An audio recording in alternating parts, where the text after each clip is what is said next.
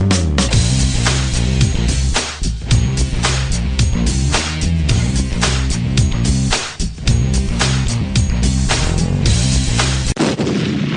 actually, this is as real as it gets. The number you have reached, 911, has been changed to a non-published number. You're listening to UCW Radio. In your face. Give it to me, baby. All right, welcome to the UCW Radio Show, and I want to thank you for tuning in, viewing, listening, doing all the stuff that we do here, and I appreciate it. As you know, we have some great guests that we bring on the show, awesome people that have motivational, inspirational stories, great things to talk about, and we have a lot of fun doing the show. So today's no different. We're bringing on a great actress, model. She's a humanitarian. She does all this stuff. Anna Easteden. Anna, I want to welcome you to the show.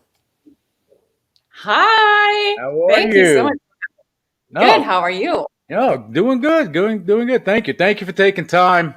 And let's give the audience a little backdrop of yourself. For those that don't know you, maybe they're living on the rock, I don't know, and they don't know too much about you. Give a brief outline on yourself. Yeah. Well, I was born in Finland, and I started my career as a model. I worked in all over the world. I worked in 13 different Asian countries and all over Europe. And then in America, I've lived in Chicago and Miami and LA and Hawaii for a little bit. So I started out as a model and then moved on to being more of an actress and a TV host, but I still do all of that too. So, and you mentioned humanitarian. You're versatile. You're versatile. Like that. Yes. Yeah. Well, we're going to talk about your humanitarian thing later on in the show because I really want to get into that. So now we got that stuff out of the way. Let's talk about what's going on here. You've been in modeling, acting, you've done this stuff, and right now in the middle of a pandemic, how's that working in your world? Everyone's different, but I'm sure it's impacting what you're doing. Yeah, it certainly has. Although for me, it's been a little bit better in a sense that I haven't had this urgency to get work anyway. Mm-hmm. Honestly, since whenever this started, March, April, something. Yeah. I think I've had 4 jobs, and they were all this fall, and I have felt so grateful and thankful for the jobs that I've had. Mm-hmm. And it's almost felt like it's been a lot of work, even though it really isn't. But compared to having nothing, it's super awesome. Yeah. So, but why I said that it hasn't affected me as much is because now I have a daughter who's going to be 3 in February. Oh, congratulations. See, the last time we brought you on the show, it was, I don't know how long ago, and I didn't even know that. See, I'm out of the loop with you. We got to change that. We got to stay connected. You have been living under a rock. Yeah. Well, I've been lifting rocks, doing whatever. I don't know, but yeah, I mean, congratulations. That's awesome. So now you're a mommy. I love it. And that is a whole different world. Holy smoke. Oh, yeah. I don't know what was going to hit me. Yeah, but it was a transition in your life, and I mean, now she's 3. The terrible 2s are gone. So now she's 3, which is better. Now she has terrible 3s, I guess. The pandemic's like this. The 2020 brings it all, right? Yeah. She's actually a really, really cool chick. I really like her. So we're happy. So, and you say that's interesting. You say that like a lot of people say, "Oh, I love." No, you have to like the person. Yeah. You can love someone, doesn't mean you like them. I know, and I love her more than anything in the whole world. She's everything to me. But I actually like her too. She's a cool chick, and I like hanging out with her. Oh, well, good. That's good. I mean, the thing is that time spent with you. It's good for a child to have that, especially now with what's going on. Kids are bonding more, I would assume. But still, it's still a tough racket out there in 2020. Yeah. So I've been that way lucky that I have her, that I'm not thinking about work a lot because I don't have time. Right. But that's also awesome that there is no work, and then I get to hang out with her more. Yeah, but that's good. But that's also going to change, maybe, with what's happening. You have a lot of, states that are shutting down again. You have a great governor in California. Okay, I'm just shaking my head. We have to show us. Yeah, you don't have to say it. He's just, that guy's a trip. He's a trip.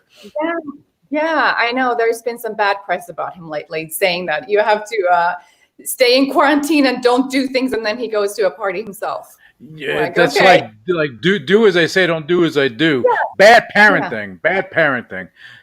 Same thing in New York with De Blasio. Same thing. Do as I say, don't do as I do. You can't lead like that. That's not good. Anyway, enough of the political stuff. All right, so now motherhood for you. 3 years. Yeah. 3 years. I mean, was it something that was planned, or was it something that just happened? Well, no, it was planned, but I never was like this person who was like, I have to have children. I didn't know. I wasn't for sure if I thought I'd be a terrible mother, actually. Really? I don't see that. I don't see it now anymore either, but I did that at one point. I wasn't sure if I was going to have enough patience for it. Well, you were modeling, so you had a hell of a lot of patience for a lot of things, let me tell you. But it's different when you have modeling job here and there, and then it's over. But this is like a project that's for the next 18 years. 18 years, 50 years. Yeah, the rest forever. Of your well, it depends on how they end up. If they get on your nerves in 18, you can... Yes, no, exactly. That's what I'm saying. Like, okay. Unless I go to college, then you got another 4 years on top of that, but whatever. Yeah. But that's cool. So transition in your life, and you and your husband, I'm sure, were happy as anything, and still are. I mean, that made things better, I guess, for you guys.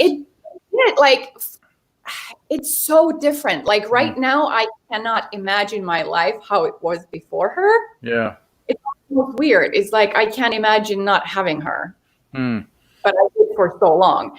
So it's wild. Yeah, it's a transition. It's a chapter change, and I think that in relationships, when you have something pivotal that happens like that, it changes your perspective on what you have in front of you. It makes you appreciate things a little more, I think. Yes, and it has made me love other things more as well, not just my daughter. It has literally made me love the entertainment industry more. Because for a while I realized I really kind of hated it. And it's fun in it, but I hated it. And now I'm like, no, just embrace it and give it love. Yeah. So it's changed many things. Well, it made you look at things differently, because a lot of actors, actresses, and I'll just say actors in general, they're in this industry. They have these aspirations of being a superstar, and they work. You have some people, they work so hard, they're so talented, they don't have the shots. You get frustrated, you get angry, all this stuff happens. But if you divert your attention to something else and you hone your skill, then you're not just in that world. You're not stuck in that moment. And I feel people get stuck in that moment sometimes. Yeah. No, absolutely. Yeah. It definitely makes your life more versatile, and even it makes me appreciate other people, like people who I know that have been parents before me. And let's say I might think that they're a little doofus sometimes or something, and I'm like, oh my gosh, they are a parent. Oh my gosh, then my appreciation for these people just goes up through the roof, because it is hard. I'm like, if you can raise a child and they are still alive, you are doing pretty well. Yeah. Well, as long as you don't turn into one of those mothers that resort to having the mom jeans and the messed up hair and going to the playground and all flustered and everything.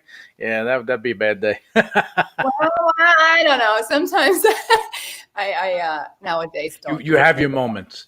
You have your moments. All right. So, what do you have going on in acting? I know you have some things in the works, even though 2020 has been tough for a lot of people.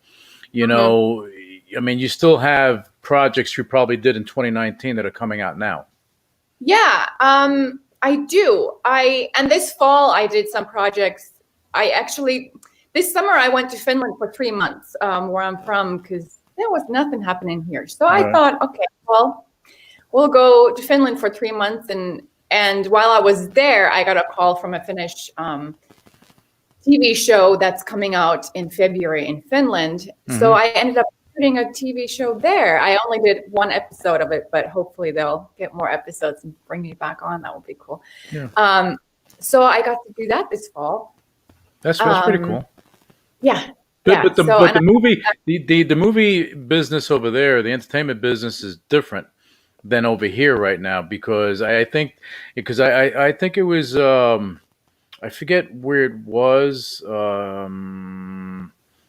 I forget where it was, but I know a part of Europe they have more movies going on right now. They have more viewings going on. They did anyway, but they were kind of building up again. Yeah, and especially like in Finland, it didn't seem like really there was Corona going on as much as it does in LA. So it was really wonderful break from being at home all the time. Well, you get to see beautiful land, and you get to see a family that you haven't seen in a while, and you took your daughter with you, right? Yeah. She's been to Finland now 3 or 4 times. Really? She's been to Europe 3 or 4 times, and she's been to maybe 12 countries now. She travels more than adults. Yeah. But she was really everywhere with me. No, even like for jobs, I've gone to Las Vegas a few times for a week to shoot some stuff, and she's gone with me every time. But you know, the thing is, when you expose a child to travel, it's not just traveling; it's different cultures, different people. It makes them more worldly. So when they grow up, you hope that they're so well-rounded that they understand, they have tolerance, and they can deal with different things. You know, like with stuff that's going on in this country now is ridiculous. Tolerance is important to teach kids. Yeah. And I think she really is a traveler. About a year ago, we went to Fiji for 3 weeks, and we were in Fiji, and then we flew back home, and the flight from Fiji to LA is about 10 hours. Wow. And my daughter, she cried the whole freaking plane trip for 10 hours. And she usually doesn't do this. She's actually a really, really good traveler. And she cried the whole way. And it was so embarrassing. And it's so frustrating. The next day, I actually had a pediatrician appointment for her, and I took her to the pediatrician. I asked, do you think there was something wrong with her? Because she cried for 10 hours, the whole plane ride. And she's like, well, duh. And I was like, okay, what? She's like, she didn't want to come home. She wanted to stay in Fiji. I was like, me too. Yeah, exactly. Oh, look at that. She's getting spoiled already. But that's 10 hours on a plane, crying for 10 hours. Oh, yeah. Well, in Finland, it's even longer than that. Yeah, well, you survived it though.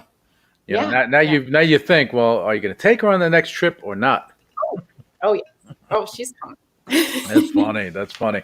So you've been living in LA for a while. You know, you were born and raised in Finland. You came to LA, and back then when you came, it was a lot different than it is right now. Of course, everything's different.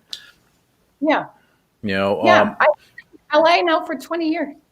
But the challenges in acting, you know, again, the pandemic aside, the challenges in acting from, let's say, a decade ago to now, that has to be somewhat different. Yeah, although I've auditioned in the last couple of weeks. I've had maybe 4 auditions over, at home over video conferencing, and over that other thing that we don't talk about. But go ahead. I didn't notice how I did that.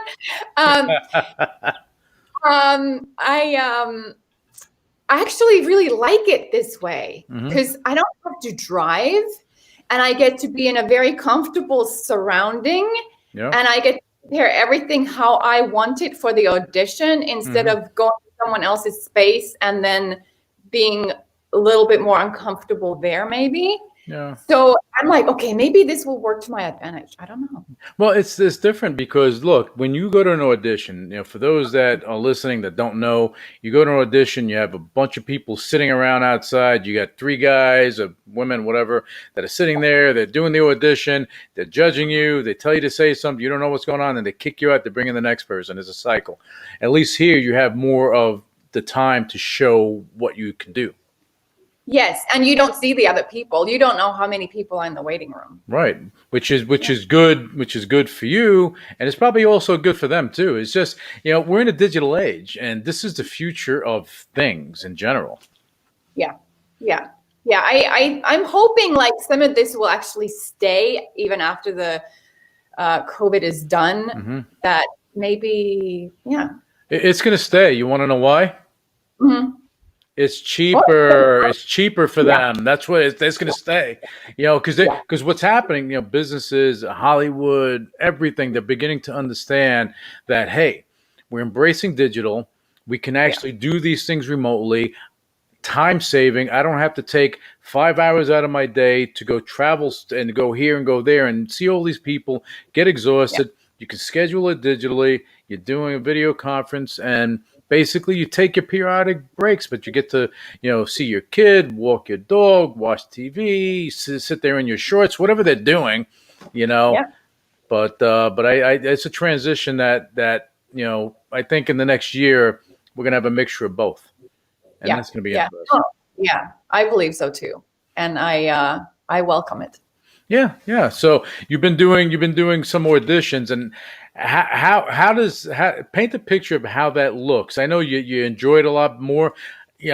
People that are listening to this, then they're probably not doing these auditions, but you are. I'm not. So maybe you can paint the picture of how that works.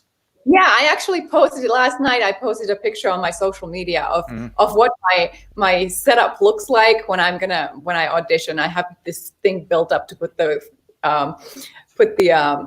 computer in the right height and with the good light, and and I tape my sides, my lines onto my computer, and so then I don't have to hold my papers. Yeah, no, that's that. But you know what? Doesn't that make it easier? Because now, when you have, how many people are you actually auditioning for? It's more than one, right? Yeah. Sometimes there's 4, sometimes there's 3. There's been one, there was just one person. I think it was a person. So so you see them all on the screen, and you talk to them, and then they ask you to read. The only thing that's maybe a little more difficult is the actual audition part, the actual reading of the scene, because you don't have the other person in the room. So then you're trying to look at them through the camera, and that's a little different. Yeah, because you don't actually feel the person. Yeah, because you're speaking to a camera. It's because you and I, look, we're doing this now. I see you, you see me. So it's easier for us to do this. But when you're doing an audition, someone's there. They're not saying anything to you. You're looking at them. It's like, okay, what's your reaction? How should you do it? And also like the person who you usually have a reader, somebody who's reading with you the scene, and they're playing the other character. So you get something from that person to your own performance when they're there with you physically in the same space, and that's missing. No, it's different, but I think this is going to stay. And the thing is, with the pandemic, as bad as things have been, is as we see some good things coming out of it. Okay, which to me, it's we'll stick with Hollywood on the independent film scene. Right now, with what they can do and how they can produce things and how they get distribution, it changes the game a little bit. Yeah. What's your view? Yeah, no, absolutely. Actually, just last night I auditioned for a film that is, I think there's a lot of films happening about the pandemic or about things like this where they only use a few actors and shoot in locations where there isn't other people. So I like even that, in next year or next 2 years, there's going to be a lot of films coming out where there's just like, whoa, there's not much interaction between people. It's interesting. Yeah, I think those things like now you watch a movie where people hug or where people shake hands and you kind of go, oh, no.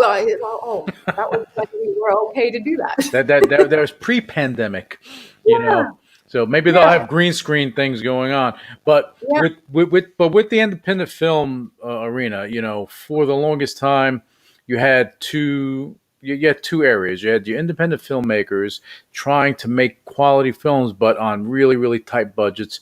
You had your big studios that can do anything they want, and obviously they control things. And I'll say this. Sometimes the big studios, they don't do the right thing. They don't treat the actors the right way. And the bottom line is, you may have these great projects, but they're designated for certain people, and that's how that works. Independent films, they like giving people opportunity and doing that stuff. So now with the digital age, it makes it cost effective for them to make really great projects come to life. And also, you say that independent films like to give people opportunity. I think it's partially also because they can't afford the other people. That's true. Well, I didn't want to say that, but look, if they're budgeted and they you can get that opportunity and do things. I mean, you have a lot of great talent, actors, directors that need something. And the big studios, they're hurting right now. They're hurting a lot. Yeah, there are so many good actors in the world. Mm-hmm. There are so many absolutely fantastic actors. And I'm saying this because for a while I was going to an acting class in Hollywood where we had Emmy winners and Oscar winners in the class as students. Mm-hmm. Mm-hmm. And I see them do scenes with people who haven't done anything. I see them do scenes with people who've done like one commercial. Right. And I'm looking at them, I'm like, whoa, they are just as good as actors. They're just as good. And it's like, why? Why did this other person get these huge projects and these awards and this other person hasn't done nothing? It's wild to me. There's so many good actors. Well, what do you think about that? Why do you think that is? I don't know. I would like to know. I mean, maybe they just were at the right place at the right time. Maybe they have this aura of luck going around them when they show up. Or maybe they have the right connections. Maybe, I don't know. No, I mean, could it be the lack of hustle from someone that may be a talented actor, but they don't hustle for it? It could. Yeah. It could. Because like I know you hustle for what you're doing. It doesn't come to you. You're hustling. For you to go and do these auditions and everything and do what you're doing is because you want it.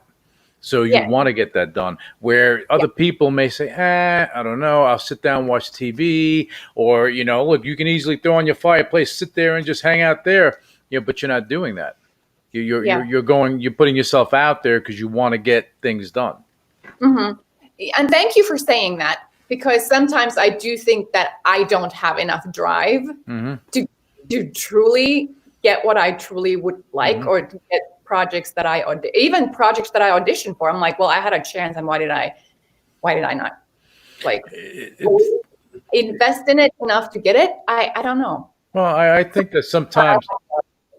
I think sometimes things happen because it's supposed to happen. Like I had Jason Cameron. He's an HGTV personality. He's the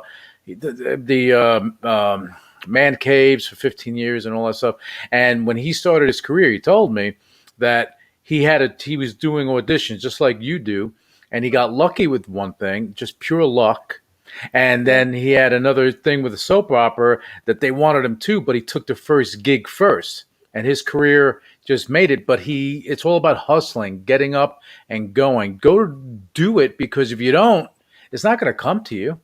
No, somebody else is going to get it. Yeah. Yeah, not everyone's Brad Pitt. You get lucky and just everything just goes, and you have a pretty face and you do this stuff and you marry models. But anyway, so, but I think that in the entertainment industry, unlike other industries, it's just it's a dog eat dog situation where everyone's fighting for a part, and if you don't have that hustle, how are you ever going to know? Yeah. Mm-hmm. And that's why I said with you, look, you're doing the virtual auditions. It's not easy to do, but you're doing it. Yeah. No, I'm making it happen. Yeah. So now during this pandemic, have you written a novel? Because a lot of people are writing. Have you written a screenplay? Have you done anything of that nature? Well, see, I really wish that I was more productive that way. Mm-hmm. And that's one of the things that's maybe a tiny bit negative about having a child, because you literally just don't have time to do much else. Mm-hmm. But I actually am writing. I haven't been recently, but I am writing stuff. Good. Yeah. And I'm painting stuff. I'm painting. Oh, there you go. Yeah. Doesn't that soothe you when you're painting? You're creating something? Yes. It's really amazing. It's almost like you have things in your mind that you want to get rid of, or you want to and then you put it in the canvas, and then it's there, and then you don't have it anymore. It's like you get lost in a moment and you feel tranquil. You're like, okay, you're there, and it's I don't know. It's just transforming in a way, maybe a transcendence of sorts when you create. I don't whether it's painting, writing. Yeah. When you go and the stuff comes from here and it becomes a reality. I think it does something to you. Yeah. No, it does. It does. Sometimes you just get this urge like, okay, now I need to. And actually during this pandemic, I had thought of this one painting that I wanted to paint like a few years ago, and it came back to me, and I was like, why didn't I do it? And now it's like, I have to do it. You couldn't do it because you probably couldn't get the tools, the canvases, because they're probably sold out because everybody's painting. Maybe that's possible. Maybe. So now, child and painting and everything. I want to talk about relationships, because that's always a thing to me that's always interesting, that everyone has a different take on relationships. You've been married for a little bit, okay? You just, a little bit. But I can't remember how long I've been married. Oh my God, he better not hear this show now. Wait. If he's going to ask me how long I've been married, quickly count what year was it? I'm going to say 13. Yeah, you're right. Yeah, you see, look at that. I knew it.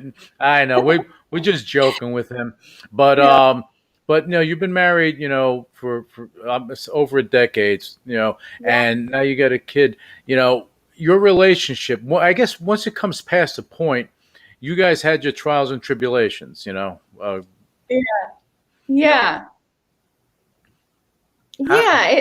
It's interesting, especially in Hollywood. 13 years. A long time. Sure. Most Hollywood types, they're in and out. They're probably like 8 relationships at that point, or 9. Yeah. And also it's like I don't know if it's like this where you live, but in California, if you're married over 10 years, people usually get divorced right before 10 years. Yeah, you have common law. Yeah. And then you have to pay the spouse more if you get divorced later. Yeah. You might be on the hook for the rest of their life as opposed to the next 5 years. Yeah, so I think the way it's worked for me is that he's not in the entertainment industry, and my home life is at home, and then my work life is at work. And I don't know, it's nice to come home to something else. Right. Well, you're able to separate it, so you have something to share with each other. Yeah, totally. Where he's doing something completely different than you, and you get to share it with him, so it's all new to him. He doesn't know, so he's listening to you, and he gets to share his day with you, where you don't know, so you get to listen to him, maybe half listen to him. I don't know. Women listen half the time, maybe. I don't know. I was going to say, like, maybe I actually feel like I've been a bad listener lately, because my daughter's name's Everett. Everett, she just takes up she wants to hijack my attention all the time. So I think I've been a really bad well, that's what kids do, but I'm sure he doesn't mind too much. I hope so. He hasn't said anything about it. He's not going to say it. I mean, just seeing his daughter. that I'm actually listening when I'm really not.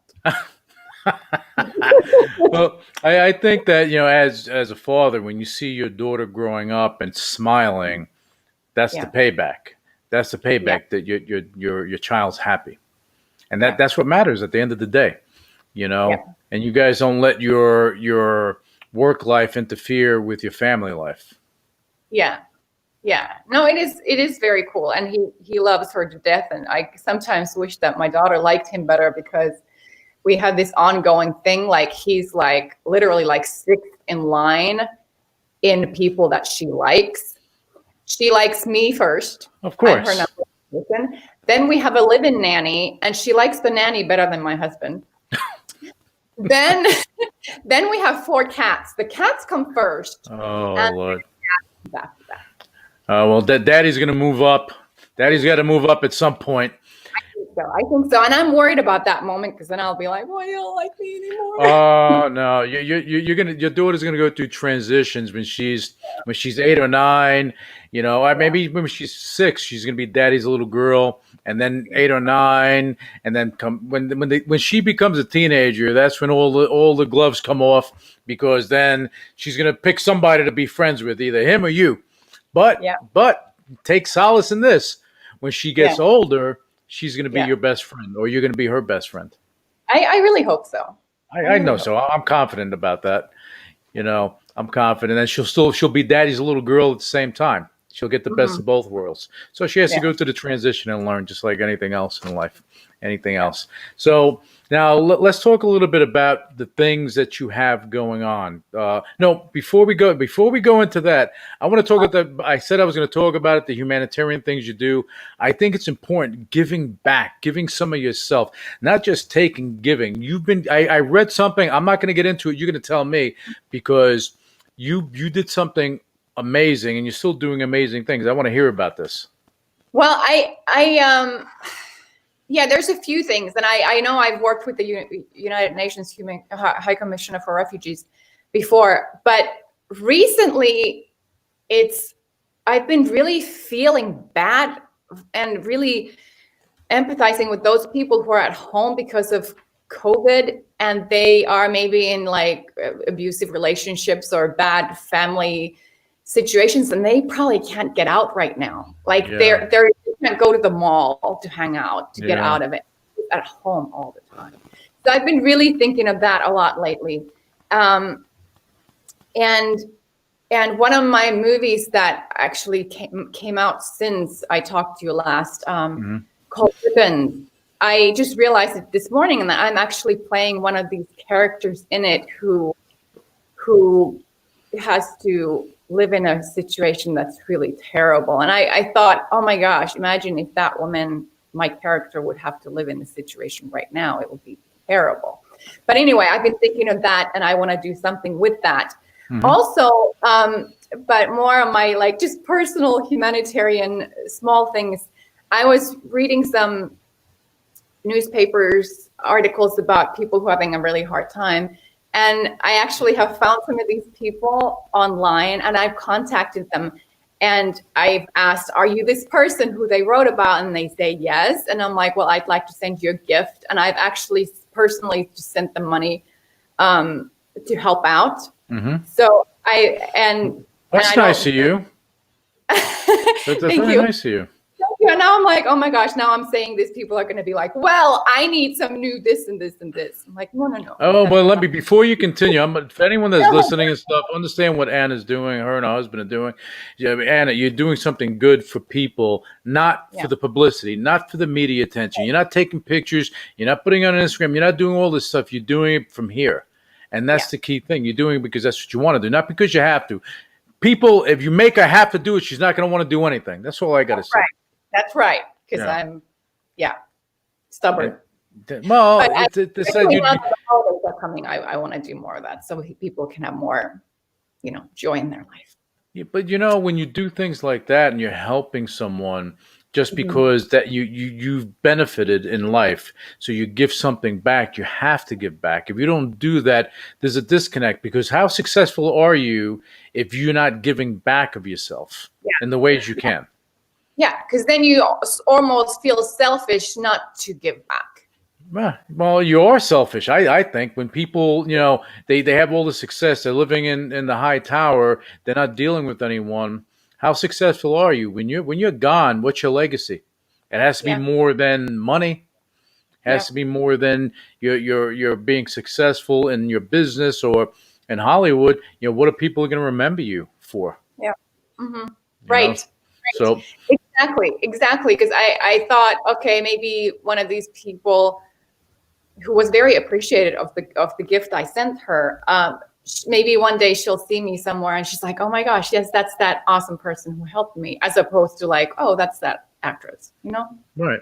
Yeah, it's a different type of feeling when they appreciate it. That's why the one thing I can say I love about the entertainment industry is as you get notoriety, you're able to utilize that and leverage that to help more people, because someone may see you in a movie, see you here, see you there, see you on television, on Broadway, whatever it is, and then all of a sudden they see you in person.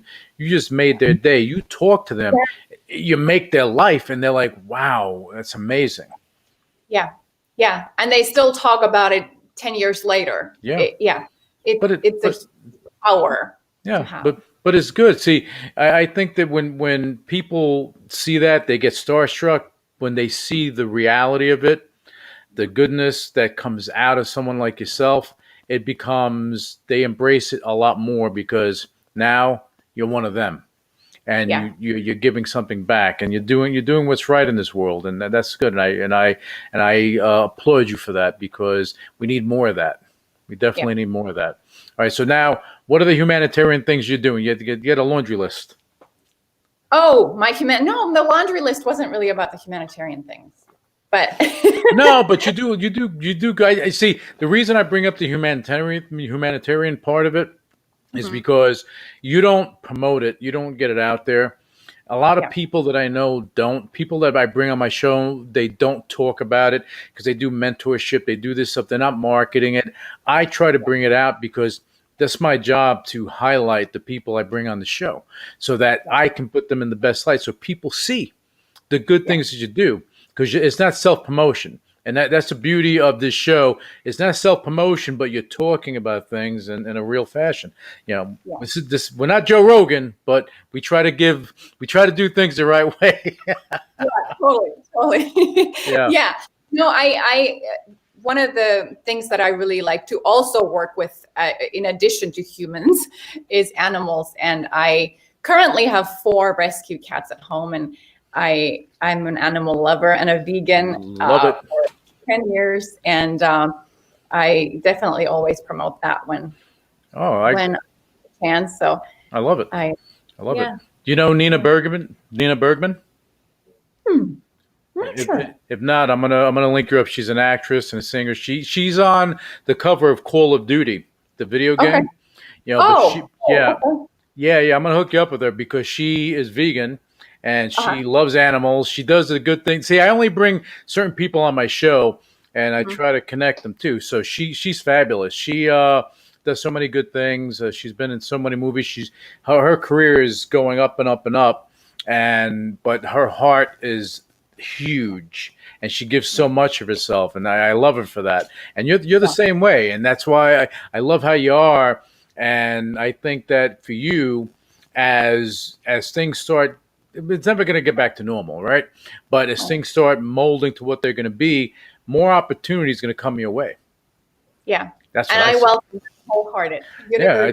Well, look, the producers, directors, whoever the movie makers, you're seeing Anna Easteden right here. This is someone you want on within your cast. You want her there because she can bring value, and that's what I'm saying. You can bring value. So now. Hey, I'm talking the truth. Making me feel good. Yeah, well, it's true. See, a lot of people don't see themselves in the light that other people see them. It's hard because you don't see yourself as being this great actress. You don't see yourself as being, a great model. You don't see yourself as being that, even a great singer. So, if when someone tells you that initially, you're like, me? Yeah. No, I don't know. Yeah. It's true. You think of all your accomplishments and you're like, well, I haven't really done much. And then people are like, well, what about this? What about this? What about this? I'm like, oh yeah, that. Oh yeah, that. Okay, I guess I have done a lot. Yeah. But the thing is, you know why that happens? First, you're humble. Yeah. Second, you're in mode of growing. So chapter after chapter after chapter, you don't get stuck in a moment. Yeah. You know, like some people, they make a movie and then 30 years later, this is my claim to fame. This is the movie I made. Yeah, you know what? Get another job. Meanwhile, you're washing dishes at McDonald's. You know, you got to kind of keep progressing in life, I think. I think so too. Yeah. And I welcome all growth. Yeah, growth is what it's all about. So now let's talk about the projects that you have going on, because, you know, that's our next thing. Talk about the projects. So I want to tell you about Junkie, that's now available on Amazon and on a few other platforms. Junkie is a movie I made in Sacramento. I shot it in Sacramento, where I actually loved being. I didn't think I'd love Sacramento as much as I did. It just, compared to LA, it felt so much like the Midwest or something different. It didn't feel like California to me, which is funny. Anything out of LA, you go further up north, everything is different. You go down south, it's different. Yeah, very different. So Junkie is now available, and in this movie, I play the title character of the junkie, and the movie is really about drug abuse and getting through tough things in life. And it was produced and written by Shonda Christensen, who's a fantastic writer who has some other books coming out too. And was directed by Tim Russ, who is known from the Star Trek series. And Christian Kane played the male lead role in it, who's, you might know him from Leverage or Librarian. Okay, yeah. So it was an awesome project for me, because I love to play characters who are not like me at all. And I especially loved playing the junkie because I get to look like crap. And it's okay when you do that. Yeah, exactly. That's what you want. You can wake up and go to work. You get to, like, you don't have to worry about the fact, oh, is my hair okay, or is my makeup okay, or do I look okay? No, the worse you look, the better. And that's especially for somebody who's in the entertainment industry trying to look perfection a lot of the time. So it's really awesome that you don't care. And I love playing characters who are really who have a lot of problems in life. Because it again, like, hoping that maybe somebody will see this and they've had a similar problem, and then they can sort of live through you and realize that there is light at the end of the tunnel. So it's through your acting, you're sending a message. Yeah. And I felt that doing this film. It's based on a true story, the writer's real life story. Oh, wow, okay. So it also was really amazing for me to try to play someone who is a real person and try to give justice to their life and, make them proud of their life, Well, when you see, for you playing those parts, I mean, to be a great actor, I feel you have to play something that's other than you. You look at like Robert De Niro. Usually you see him in the gangster stuff, but he does comedy. But when he was younger, he was transitioning from one character to another, putting on weight, getting ripped, doing this, doing that. He was doing that. Al Pacino's another one, same thing. Okay, they're versatile. When you're a versatile actor, it takes on another life, because you're able to express yourself a little differently. Where some actors, they're stereotyped with that role, and that's what they do. Keanu Reeves, in his younger years, he was like that because he was that troubled teen, and that's what he played until he broke out of it. And look at him now. Yeah. Now he's killing a lot of people in a movie. So. Yeah, I love Keanu Reeves. I would love to meet him in real life. Well, there are other John Wicks in the making. So who knows? Maybe the producer or director of John Wick part 4 or 5 is listening to this show, they may be, and they should go and think about it and say, hey, you know what? Maybe Anna would be great for this. I think you may be, but playing those roles, it's not easy to play those roles either. Those roles that are different than you. No, and especially playing someone like a junkie who's on drugs half of the film. It's really draining. It is like at the end of the day, you're just exhausted, and you just want happiness and laughter and life. It's wild. Like I can't imagine actually having that life in real life because I don't think I could do it. I couldn't handle it. I just quit. Yeah, but the thing is, like I mean, talk about great actors. You've done some stuff in the superhero realm, right? So you have. Well, what did you do in superhero realm? I want to hear about that quick before I say what I need to say. Yeah, no, I worked with Stan Lee on the Who Wants to Be a Superhero. I played the supervillain Bee Sting in that series. Yeah, I wanted everyone to hear that. I knew it. I wanted them to hear it. But, you talk about great actors playing something other than what they are. You look at what Heath Ledger did with the Joker, how when he was alive, when he played that role, it was amazing. Okay, it was amazing. And then you had other people that played that role and they raised the game. Okay, and it's really interesting how you get so deep into that. I've heard some people get so deep into a character that it gets scary for them. Yes, absolutely. I think one of the actors' most important things to do is to remember to become yourself again after the project is done. Yeah. And I remember telling this to myself years ago. I did a film in Finland with Mika Kaurismäki called The House of Wrenching Love that opened at the Toronto Film Festival. And in it, I played a prostitute. And I remember thinking, oh my gosh, imagine if I got stuck on this character. That's a bad thing. I don't think your husband would be happy about that one. It would be terrible. Yeah. But it happens. Some people get stuck in that character.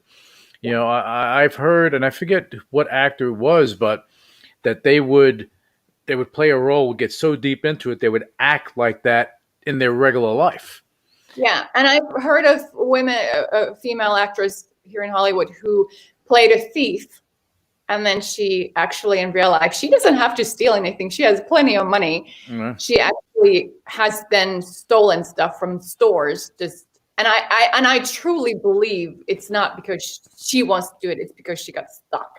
You get your mind plays tricks on you, and I think that people don't realize that and I know who you're speaking about when something like that happens.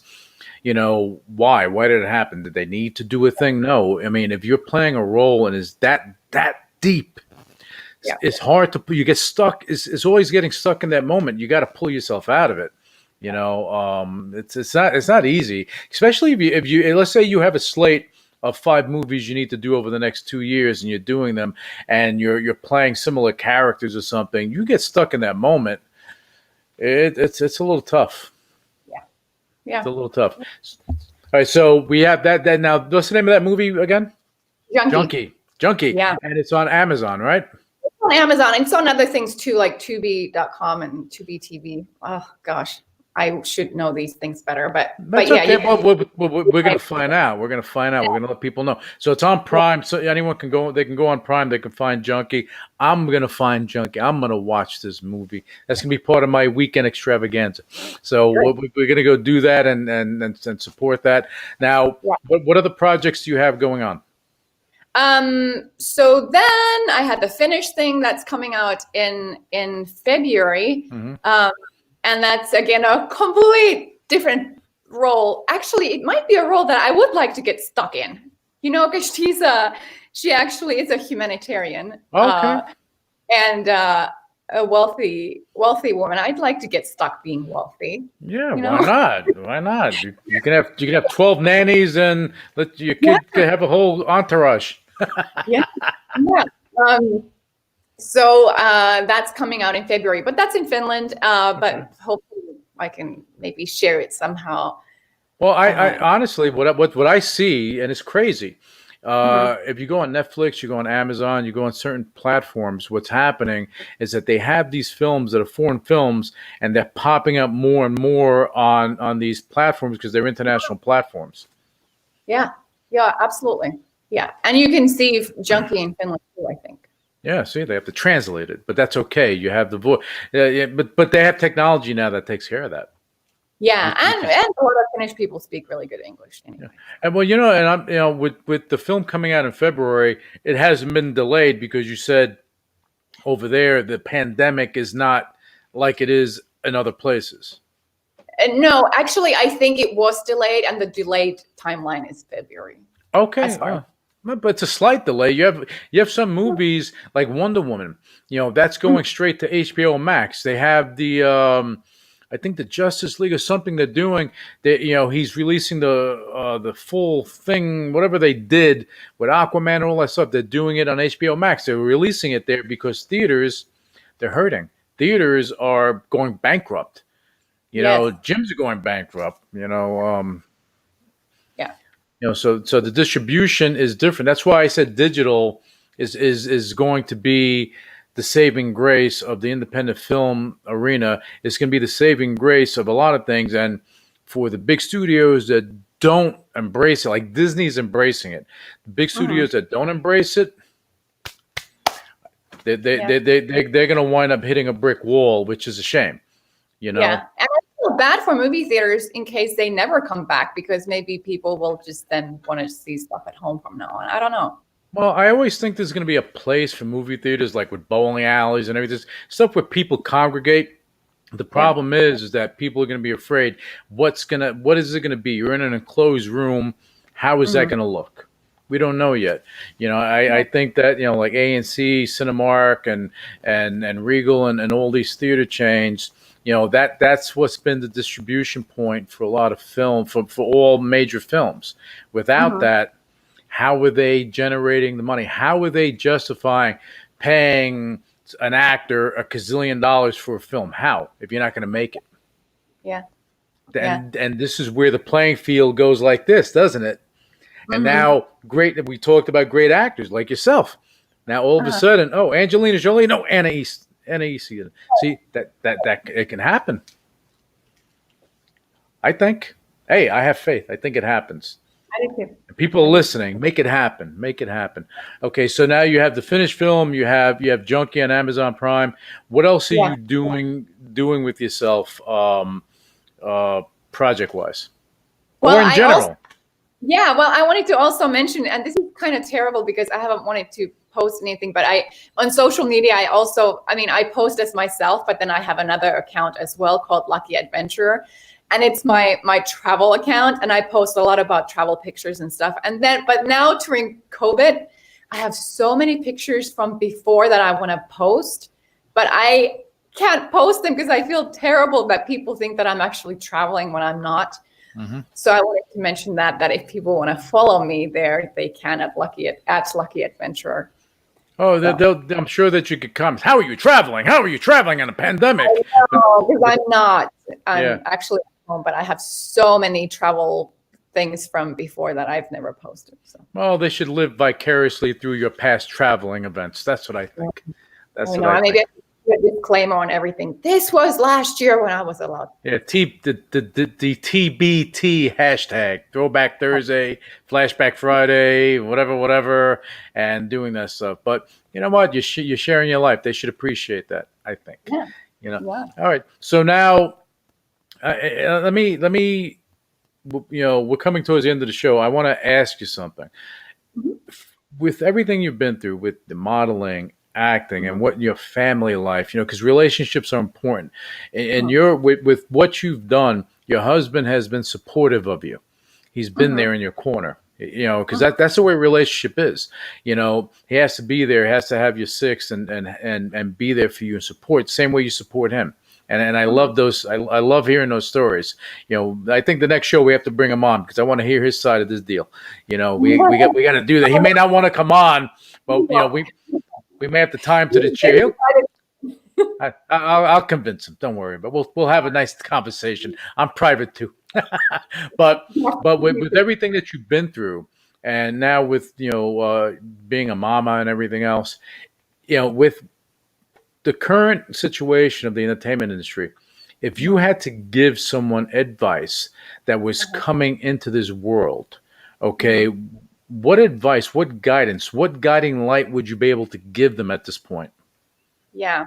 I always say this, that it's just to go for it and not give up and not listen to other people who tell you that it can't be done, because you'd never get anywhere if you listen to other people. Like, even for me, if I had listened to my parents, I'd still be living on a farm. Right. Just imagine you're raking and picking up potatoes and stuff or whatever. Milking cows. Milking cows. Yeah. But, and I can't imagine.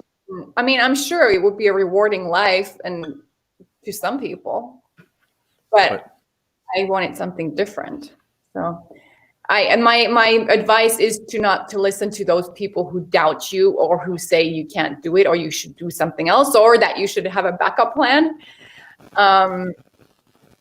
In some cases, backup plans are good, but not necessarily. So you just have to do it and go and find out for yourself. And go and make it happen and put everything you have into it. Well, that's good advice, Anna. That's good advice. Now, later. Well, I think that if you don't go for it, you never know. And then that's the regret that you have. You never tried. We didn't try. Yeah. Yeah, that's not good. Okay, so now let's give the audience a treat. Let them know how to follow you, how to follow your career, follow what's going on. Give your links, give your social media, whatever you need to give, whatever you need to say. It's right here for you. Yeah, or forever hold your peace. Yeah. Well, no, we'll bring you on. You have more to say another time, but yeah. So please follow me on social media. I'm at Anna Easteden on Twitter and Instagram and Facebook, and at Lucky Adventure if you want to see my travel pictures, where I just post them not as myself but as a Lucky Adventure. And I do have a website that has to be updated. I haven't updated it in so long, annaeasteden.com. And then Watch Junkie on Amazon. And I think there might be another movie there too called Ribbons that I mentioned briefly. And there is a show called Nobility on Amazon as well, in which I have a small role. That's a sci-fi series. There's those. Oh, excellent. Anna, yeah. I want to thank you for coming on the show and spending some time with us and going through the nonsense that I put you through. But the thing is, these stories, I think that they're important for people to hear, to know how real you are, how real, this is real life and we're going through it, and you're a real person. You're just not an actress that's there on a screen. You have real things going on, family, everything else. And I hope that the viewers and listeners, they embrace that a little bit. All right. But I implore viewers and listeners, please go follow this woman. Follow Anna Easteden. Okay, and make sure you check out Junkie on Amazon Prime or Tubi or Flubi or Netflix, wherever it's at. Find it, watch it, make it work, and support her work, because she's one of the good ones out there, and that's why she's on this show. Anna, stay with me. And again, thank you guys for tuning in, and we're going to be back with you with another episode of the UCW Radio Show. Initiating shutdown sequence. You're listening to UCW Radio in your face. What is your major malfunction? So let it be written. So let it be done. Ladies and gentlemen, my mother thanks you, my father thanks you, my sister thanks you, and I thank you.